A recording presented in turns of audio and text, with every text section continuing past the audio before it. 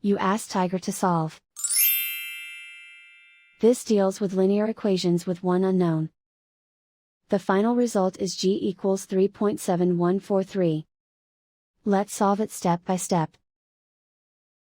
Group all g terms on the left side of the equation. Subtract 3g from both sides. Group like terms.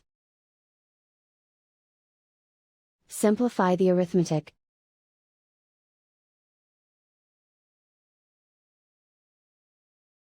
Group all constants on the right side of the equation.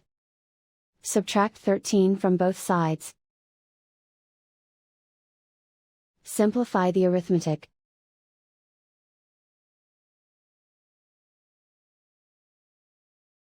Isolate the g.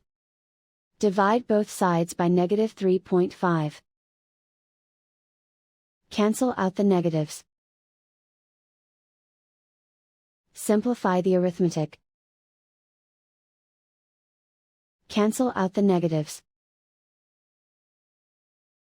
Simplify the arithmetic.